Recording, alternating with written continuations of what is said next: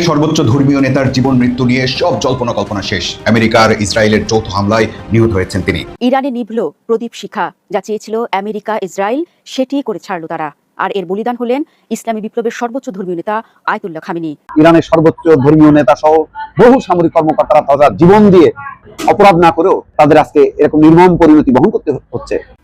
Ayatollah Ali Khamenei এর মৃত্যুতে মুসলিম বিশ্বে নেমে এসেছে শোকের ছায়া। বিভিন্ন দেশে ক্ষোভ ও উদ্বেগ প্রকাশ করছেন ইসলাম ধর্মাবলম্বীরা। ইরানের সর্বোচ্চ ধর্মীয় নেতা আয়াতুল্লাহ আলী খামেনি নিহত হয়েছে।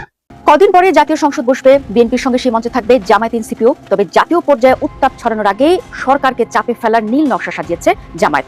কি সেই কৌশল যা দিয়ে বিএনপিকে কাবু করতে চাইছে বিরোধী দল জামায়াত? প্রিয় দর্শক, অতি গুরুত্বপূর্ণ কিছু ভিডিও ফুটেজ নিয়ে হাজির হয়েছি। এমনকি দর্শক, আমি আশা করছি ভিডিওর শুরুটা দেখেই বুঝতে পেরেছেন আজকের নিউজটি কতটা গুরুত্বপূর্ণ হতে যাচ্ছে। প্রিয় দর্শক, যারা ভিডিওটি অন করেছেন তারা ভিডিওটি না টেনে সম্পূর্ণ মনোযোগ সহকারে দেখবেন, তাহলে বুঝতে পারবেন আজকের ভিডিওর মূল রহস্য বা আসল ঘটনাগুলো। প্রিয় দর্শক, চলুন দেখে আসি সেই আজকের কাঙ্ক্ষিত ভিডিওগুলো। ইরানে নিভল প্রদীপ শিখা, যা চেয়েছিল আমেরিকা ইসরায়েল, সেটি করে ছাড়ল তারা। আর এর বলিদান হলেন ইসলামী বিপ্লবের সর্বোচ্চ ধর্মীয় নেতা আয়াতুল্লাহ খামেনি। তাকে শেষ করার মধ্য দিয়ে খামেনির ৩৭ বছরের শাসনকে থমকে দিল ট্রাম্প নেতানিয়াহু। খামেনির মৃত্যুতে ৪০ দিনের রাষ্ট্রীয় শোক ও ৭ দিনের সরকারি ছুটি ঘোষণা করেছে তেহরান। আর সর্বোচ্চ নেতার মৃত্যুতে ইরানের পাশাপাশি বাংলাদেশিদের মনেও বইছে ঝড়। ইরান ইস্যুতে বরাবরই সফট কর্নার ধরে রেখেছেন বাংলাদেশিরা।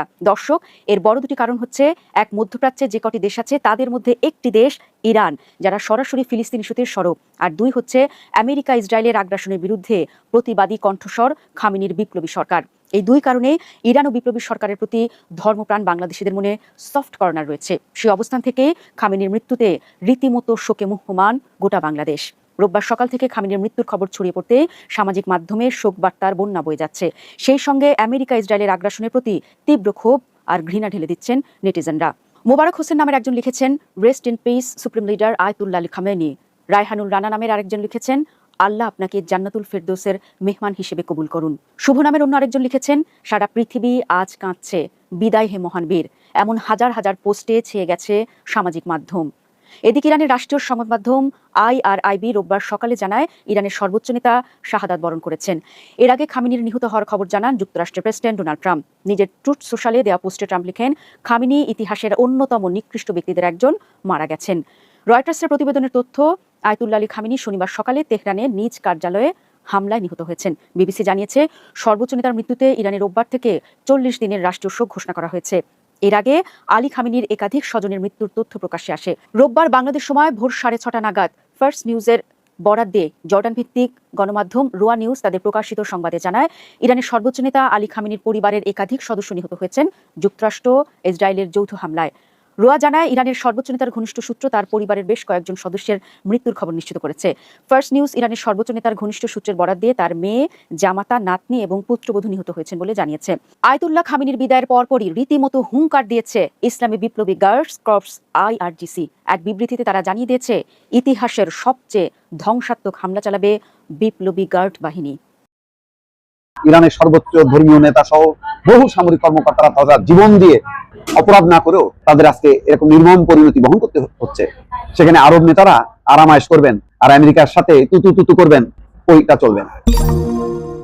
দর্শক, চিন্তা করতে পারেন, একটা দেশের সর্বোচ্চ ধর্মীয় নেতা আয়াতুল্লাহ আলী খামেনি নেই, প্রতিরক্ষা মন্ত্রী নেই, সেনাপ্রধান নেই, এবং ধারণা করা হচ্ছে 40 জনের মতন ঊর্ধ্বতন সামরিক কর্মকর্তা, বেসামরিক কর্মকর্তা নেই, যারা রাজনীতি এবং সামরিক যেই স্থাপনাগুলো যারা নিয়ন্ত্রণ করে।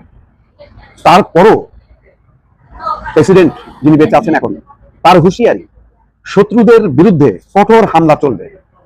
এবং আজকে কিন্তু দেখা দিচ্ছে যে ইসরায়েল আর আমেরিকা হামলা করবে, আর মধ্যপ্রাচ্যের আরব দেশগুলো ওই যে লবেঞ্চুস খাবে এই বিভিন্ন জায়গায় আমেরিকার ঘাঁটি গেড়ে, ওই জিনিস আর হবে না।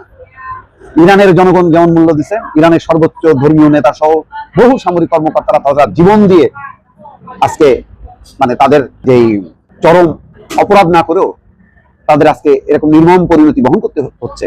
সেখানে আরব নেতারা আরামায়েশ করবেন আর আমেরিকার সাথে তুতু তুতু করবেন, ওইটা চলবে না। সুতরাং ইরানও একযোগে 27টা স্থাপনায় হামলা চালাইছে। এখন দেখেন বিভিন্ন দেশ থেকে হতাহতের খবর আসছে। কুয়েতে একজন নিহত, আহত 32। স্বাস্থ্য মন্ত্রণালয় আমিরাতের 3 জন নিহত, আহত 38, এবং এই খবরাখবরগুলো কিন্তু আরো আসছে। ইরানের হামলায় ইসরায়েলের বেইত সোমেশে নিহত বেড়ে 8 জন মারা গেছে। ইরানের ক্ষেপণাস্ত্র হামলায় ইসরায়েলের 6 জন নিহত, এই খবরাখবরগুলো কিন্তু আসছে। তার মানে ইরান তার সর্বোচ্চ শক্তি দিয়ে একাই লড়ছে এতগুলো দেশের বিরুদ্ধে, এবং ইনফ্যাক্ট শুধু ইসরায়েল এবং আমেরিকার বিরুদ্ধে না, এই দুই রাষ্ট্রের যে তাবেদারি করে যে সমস্ত দেশ, সৌদি আরব, সংযুক্ত আরব আমিরাত, ওমান, কুয়েত, কাতার, সব দেশগুলোকে সাইজ করছে কপালে যা আছে। হয় ধ্বংস, না হয় সৃষ্টি, হয় মৃত্যু, না হয় জীবন। এই পথ বেছে নিয়ে আসা আর কোনো উপায় নেই। সেটা অলরেডি ইরানের পররাষ্ট্রমন্ত্রী আব্বাস আরাকচি কি বলছেন যে আরব দেশগুলির উচিত ইসরায়েল এবং যুক্তরাষ্ট্রের উপর ক্ষুব্ধ হওয়া, ইরানের উপর নয়। কারণ ইরান এই যুদ্ধ বাধায়নি, যুদ্ধ যারা বাধাইছে এটা তাদেরকে লক্ষ্য করে হামলা চলছে। এখন ইরানের প্রেসিডেন্ট বলছেন কি, ইসরায়েল এবং যুক্তরাষ্ট্রের স্বার্থ সংশ্লিষ্ট স্থাপনায় ইরানের কঠোর হামলা চলবে। আজ রোববার টেলিভিশনে দেওয়া বিবৃতিতে ইরানের প্রেসিডেন্ট এই হুঁশিয়ারি দেন। তিনি বলছেন, পেজিশকিয়ান, আমরা আমাদের সর্বোচ্চ নেতার পদাঙ্ক অনুসরণ করব। তিনি বলেন, ইসলামী প্রজাতন্ত্র ইরানের সশস্ত্র বাহিনী কঠোর আঘাত হানতে থাকবে, শত্রুদের সামরিক ঘাঁটি ধ্বংস করতে থাকবে। ইরানের প্রেসিডেন্ট আরো বলেন, বিপ্লবের নেতার অর্থাৎ আয়াতুল্লাহ আলী খামেনির শাহাদাত বরণ ছিল বছরের পর বছর ত্যাগের চূড়ান্ত পরিণতি। আজকে ইরানের জনগণের জন্য এবং যুদ্ধবাজ ইসরায়েল এবং যুক্তরাষ্ট্রের জন্য এই পরিণতি বহন করেছেন ইরানের সর্বোচ্চ ধর্মীয় নেতা।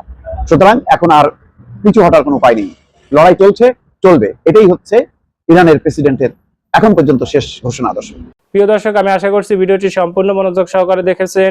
সেই সাথে ভিডিও সম্পর্কিত কোনো তথ্য বা মতামত থাকলে কমেন্ট বক্সে জানিয়ে যাবেন।